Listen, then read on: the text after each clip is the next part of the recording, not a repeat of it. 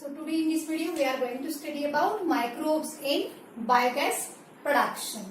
So various developing countries are encouraging.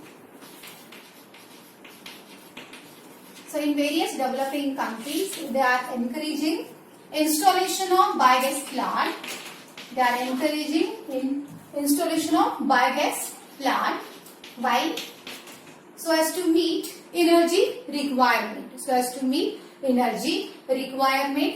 such a biogas, it is non-conventional energy source. It is non-conventional. It is a renewable source of energy. Okay. So biogas, it is non-conventional. That means it is not a conventional source of energy like that of solar energy or like that of wind energy. It is non-conventional source of energy and it is renewable. That means we can produce again and again. So this is renewable. It will not get exhausted like that of petroleum and diesel or natural gas. So thus it is a renewable source and it is non-conventional source of energy. Okay. So such a biogas, it is highly inflammable and burns with blue flame.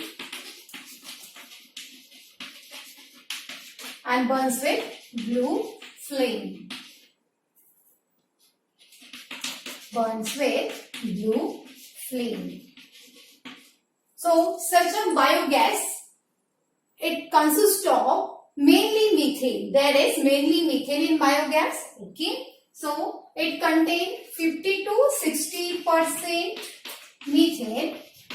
Okay. There's a 50 to 60% methane in biogas. Then it contains 30 to 40% CO2. Again it contains H2S. How much? 0 to 3%.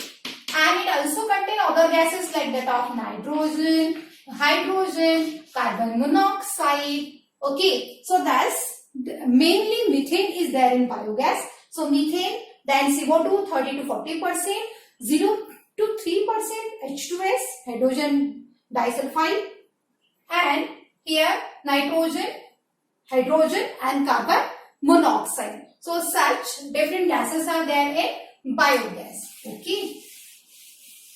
So this biogas, how we can produce it? So raw material used for biogas production is, it can be animal waste. It can be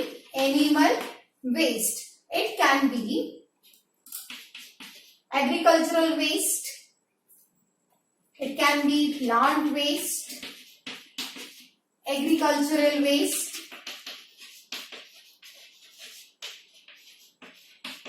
It can be forestry waste. So that any waste which is rich in cellulose, so that can be used as a raw material for biogas production. But mostly cattle dung is used as a raw material for production of biogas. Okay. So this cattle dung, it contains methanogenic bacteria. That means which produce methane. So methane producing bacteria are there in cattle dung. Okay, because methane producing bacteria are there in rumen of cattle. What is a rumen? Rumen, it is part of stomach of cattle. And this rumen contains methanogenic bacteria. So these bacteria digest cellulose present in food of that cattle. Because cattle, these are a grazing animal, they eat plants only, isn't it? And which contains lot of cellulose. So cellulose are digesting enzyme, that means cellulase. It is secreted by bacteria present in rumen. Okay. And such rumen of cattle contain that methanogenic bacteria. So that is why cattle dung, it is used in production of biogas. So that's why more commonly this biogas is also known as gobar gas. Okay. So such a gobar gas or biogas, it is also known as gobar gas. So for production of such a gobar gas, such a biogas plant is installed. Such a biogas plant setup is there for biogas production. So this is diagram for biogas plant. Now this model for a biogas plant, it was given by KVIC and IARI. So KVIC means what? Khadi. Khadi and Village Industrial Commission. Industrial Commission. Khadi and Gramodyog. You must have listened somewhere. Khadi and Gramodyog. Gram, that is village. So Khadi and Village Industrial Commission. That means KVIC, and IARI means what? Indian Agriculture Research Institute.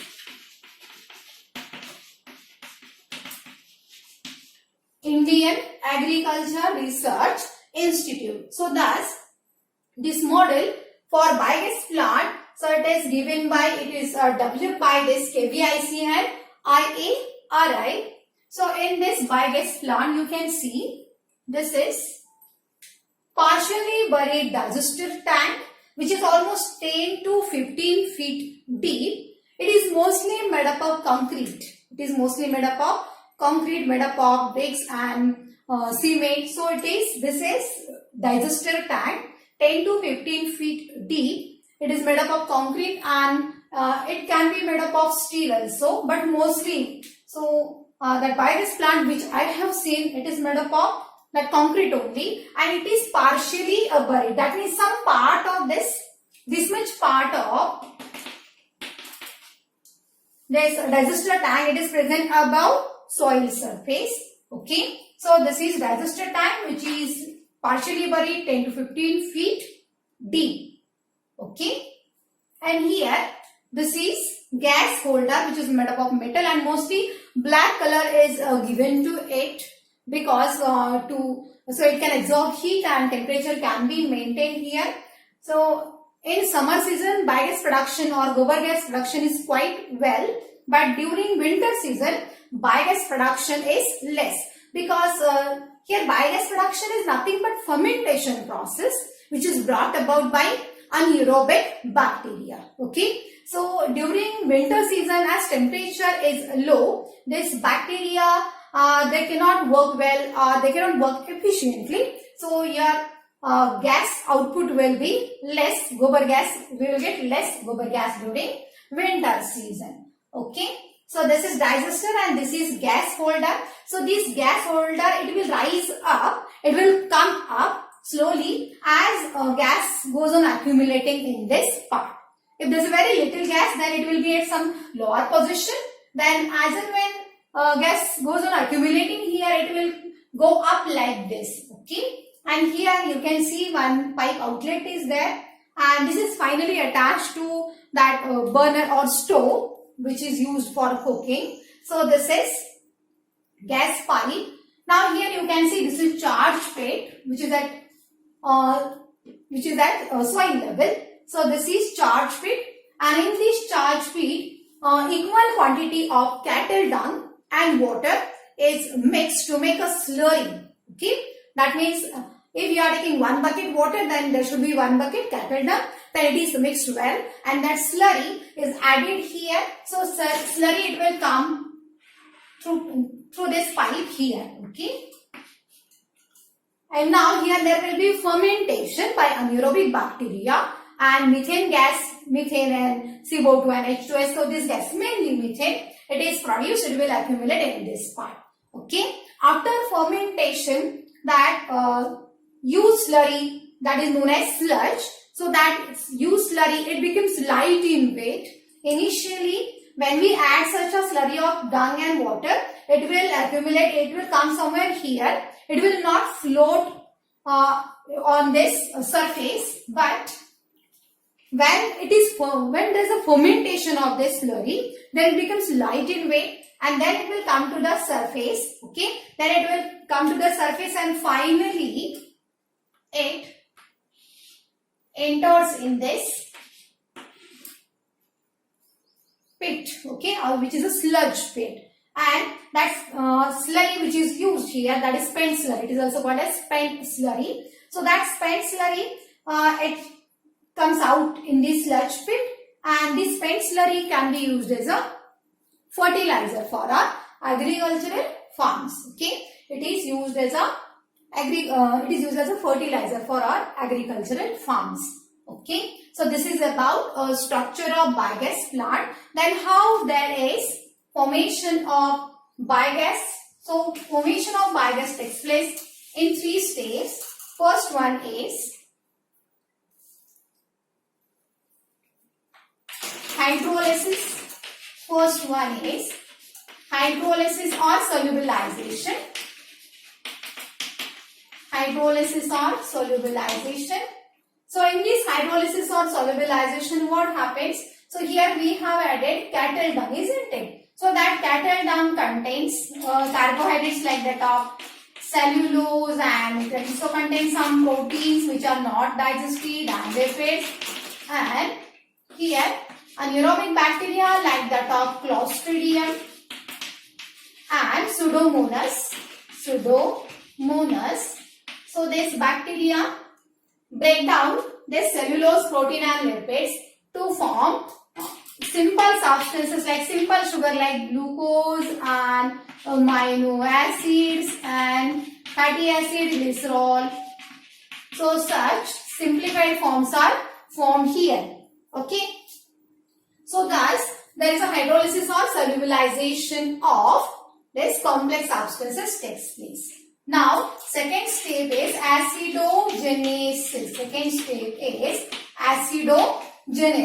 Okay. Now from the simpler substances there is formation of acetic acid CH3COOH. Acetic acid. So there is a formation of formic acid.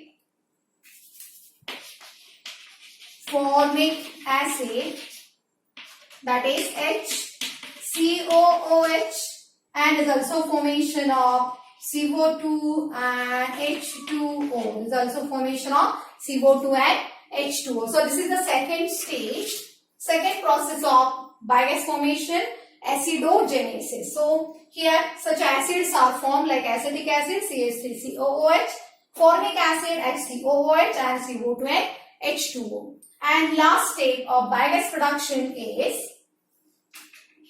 methanogenesis. Last step is methanogenesis. So I will write here.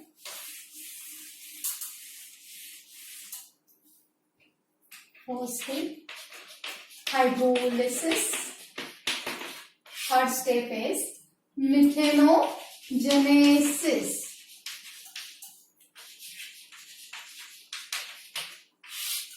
So as a result of this acidogenesis, what is formed? That there is a formation of formic acid, acetic acid, CO2 and H2, isn't it? Sorry, CO2 and water. So here 12 molecules of CH3COOH, it forms 12 molecules of methane plus 12 molecules of CO2 are formed. Okay, 12 molecules of methane and 12 molecules of CO2 are formed.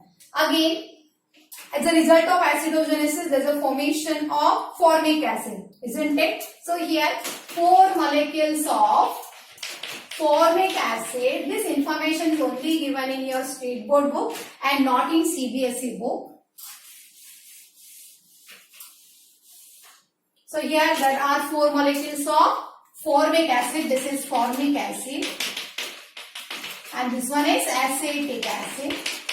So from these 4 molecules of formic acid, there is formation of 1 molecule of methane plus 3 molecules of CO2 plus 2 molecules of H2O.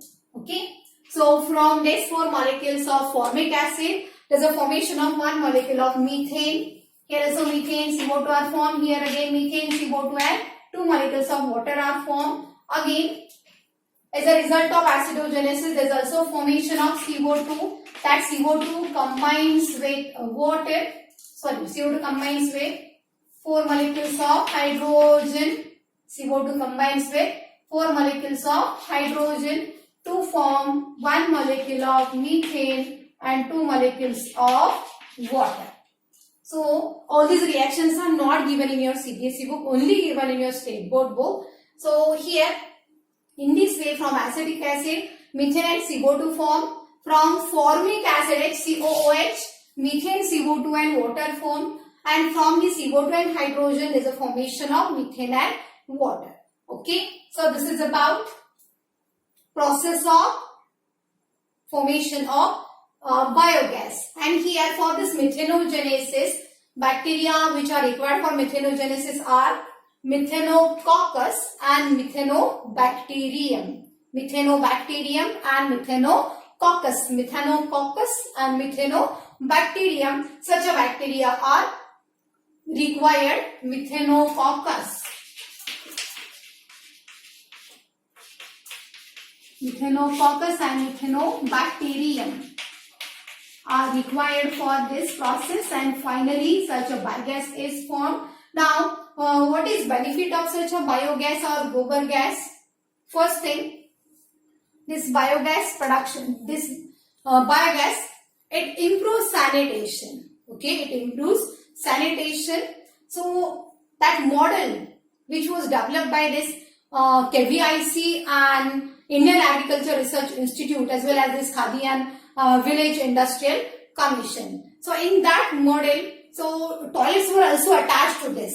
So, because of which what happened, and now also you will find many gobar gas plants or biogas plants in village area. So, you will not find such a biogas plants in urban areas, but in rural areas you will definitely find such a biogas plants. And into these biogas plants, toilets were also attached, and because of which it improves sanitation. Okay, it improves, first thing it improves sanitation, then it produces biogas or gobar gas which burns with blue flame. So smoke formation is not there. So does it reduce pollution? Okay, does it reduce pollution? These are eco-friendly as it reduces pollution. Then such a biogas is used for cooking purpose. It is used for lighting purpose. Then also it is used to run small scale industries. Okay, so that's all these are benefits of biogas. It can be used for cooking and lighting, for industrial purpose. It burns with blue flame. It improves sanitation. These are eco-friendly, and important thing, these are cheap. Because which type of raw material we are using here? We are using cattle dung, which is easily available in rural areas. So these are cheap. Okay, and burns with blue flame, no smoke at all. So these are benefits of such a biogas or gobar gas. So this is about microbes in biogas production.